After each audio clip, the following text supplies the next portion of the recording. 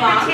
So this will kind of help you to understand some different parts about internet marketing. And I'll try and go, brief overview on things, but on the whole, it's going to be a quick run through, and if you have any questions, we can always talk about that. So if you look at Mr. Potato Head and you take the potato itself and just kind of consider it your website, that's your base, kind of what you're going off of, and everything builds from there. So I get to take a picture of this. Your internet marketing hat, and there are a lot of different techniques that you can pull out of your hat to help increase your rankings and Say hi, David.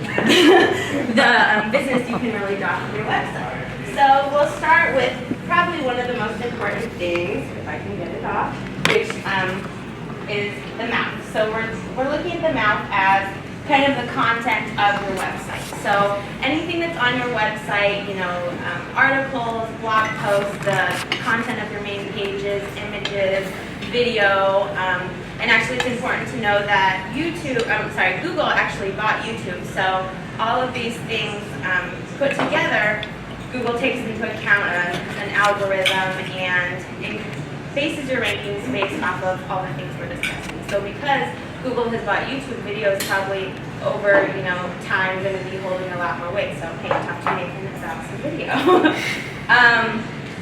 The next thing that I'm going to use is the mustache. Now, well, luckily I've never had to deal with a mustache myself. Mustaches, I know, require a lot of maintenance and grooming. So that's something with your website you want to consider. You need to maintain your website. Fresh updates, keeping everything fresh and new. New content also helps to increase your rankings in the search engines.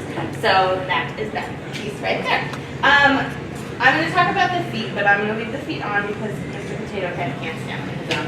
So the feet we are looking at as, it's something that helps us, but we don't really think about as much. Your feet you kind of take for granted, walking around, that sort of thing, and feet in this instance is going to represent the back-end coding, which is the part that when you visit a site you don't really see up front. It's all in behind the scenes, I guess, but Google and all the other search engines still read through every piece of information that's coded into your site. So when you put the content on your site, when you put images, the names of your different pages, the URL or the web address, all of these things Google reads through, and you want to name, instead of image 1, you want to give it a name that applies to your business. So, Martha would maybe want to do, brochures and just things that people would think of and search for. So that's something that when you hire someone to do your website, if it's not me, just make sure that they're, including all that relevant information. Next, we're going to look at the hands, and in this case, the hands are going to represent our keywords. So keywords can kind of give you a helping hand, ignore the ear that's falling, a helping hand to kind of give you a boost in the search engine. So there are keywords that, you include on your site as far as, like I was mentioning, images or the content that goes on your pages. And then we also, on the other hand, have pay-per-click, which is something that you can pick the keywords that you're hoping that people are searching for and create an ad, and that's usually through Google. And when people search that based on the amount that you decided that you would pay, then your ad hopefully will come up and people will click on it and visit your site, and in turn, generate more business for you. So next we are going to go to the ears, which I will have to put the glasses down. So the ears we are looking at as representing social media. So anything you put on your site, or if you have a promotion, if there's some interesting industry news, social media is a great way to kind of get the word out so that your customers can hear what's going on with you, what's going on in your industry.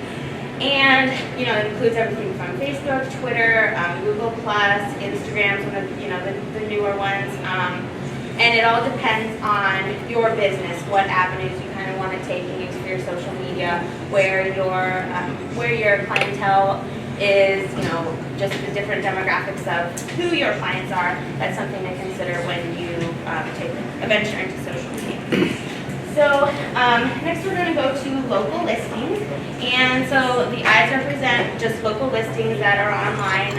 It helps to get your business in front of the right people.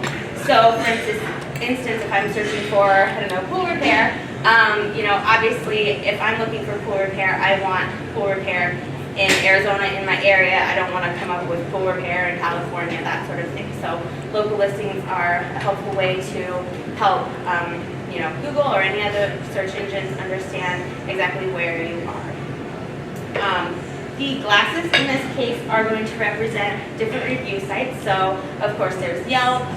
Google has its own you know, review systems, and this kind of helps your customer focus on just, you know, the quality of your business, what people are saying about your business, and really help to evaluate, you know, if they want to use you. It helps to give them a more, I guess, a greater understanding of your business and the quality of your service. So this can help them to determine between you or the competition. And it's also important to know that you may think, oh, well, I haven't set up an account on Yelp, or I haven't listed myself on there. Just because you haven't listed it doesn't mean that your company isn't on Yelp. So you can be on Yelp and not even know it. You may be getting reviews and not even know it. So sometimes it helps just to, you know, go to Yelp, search for your business, and kind of see if, you know, what people are saying that you may want to respond to some of the reviews. And then lastly, we are going to use the nose, and this in this case is going to be representing link building, which link building is basically on another site there can be a link that links back to your site. And there are good things and bad things about this. So the good thing is that link building helps Google kind of sniff out your neighborhood to determine